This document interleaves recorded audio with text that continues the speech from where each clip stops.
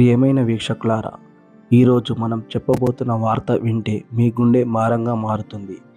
9 నెలలు మోసి ఎంతో ప్రేమగా పెంచాల్సిన కన్నతల్లి తన 2 ఏళ్ల పసికందును అత్యంత దారుణంగా పొట్టనబెట్టుకుంది.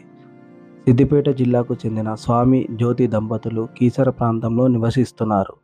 వీరికి 2 ఏళ్ల హరికృష్ణ అనే కుమారుడు ఉన్నాడు.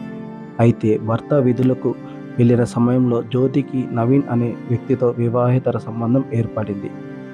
ఇద్దరు ఏకాంతంగా ఉన్న ప్రతిసారి చిన్నారి హరికృష్ణ ఏడుస్తూ ఉండేవాడు. ఆ ఏడుపు వారికి చిరాకుగా మారింది. చివరకు పసిబిడ్డే తమకు అడ్డుగా ఉన్నాడని భావించిన ఆ ఇద్దరు అమానుషంగా నిర్ణయం తీసుకున్నారు. ఏడుస్తున్న ఆ 2 ఏళ్ల చిన్నారిని మంచానికేసి కొట్టి అత్యంత కిరాకంగా హత్య చేశారు. ఇక్కడితో ఆగకుండా బిడ్డకు పిడుసు వచ్చి చనిపోయాడని భర్తను నమ్మిస్తూ తల్లి కన్నీటి నాటకం ఆడింది. భార్య మాటలు నిజమేనని నమ్మిన తండ్రి తన కుమారుడి అంత్యక్రియలు కూడా నిర్వహించాడు. కానీ కొద్ది రోజుల తర్వాత భార్య ప్రవర్తనలో వచ్చిన మార్పులు, ఇంట్లో కనిపించిన రక్తపు మరకలు అతడిలో అనుమానాలు రేకెత్తించాయి.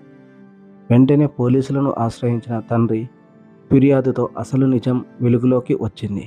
విచారణలో జ్యోతి తన ప్రియుడు నవీన్తో కుమారుడిని హత్య చేసినట్లు ఒప్పుకున్నట్లు పోలీసులు తెలిపారు. ప్రస్తుతం తల్లి జ్యోతిని పోలీసులు అరెస్టు చేయగా పరారీలో ఉన్న నవీన్ కోసం గాలింపు చర్యలు కొనసాగుతున్నాయి. ప్రియమైన వీక్షకులారా, ప్రేమ, మోహం, అక్రమ సంబంధాలు ఎంతటి దారుణాలకు దారితీస్తాయో చెప్పడానికి ఈ ఘటన ఒక విషాద ఉదాహరణగా నిలిచింది. తల్లి ఒడిలో సురక్షితంగా ఉండాల్సిన 2 ఏళ్ల పసికందు అదే తల్లి చేతిలో ప్రాణాలు కోల్పోవడం నిజంగా హృదయ విదారకం. ఈ ఘటనపై మీ అభిప్రాయం ఏమిటి? క్షణిక మోహం, అక్రమ సంబంధాల కోసం కన్న బిడ్డ ప్రాణాలను బలి తీసుకోవడం ఎంతవరకు సమర్థనీయం? ఇలాంటి దారుణాలు పునరావృతం కాకుండా సమాజం, కుటుంబ వ్యవస్థ ఎలాంటి చర్యలు తీసుకోవాలి? మీ విలువైన అభిప్రాయాలను కామెంట్ రూపంలో మాతో పంచుకోండి. నమస్కారం.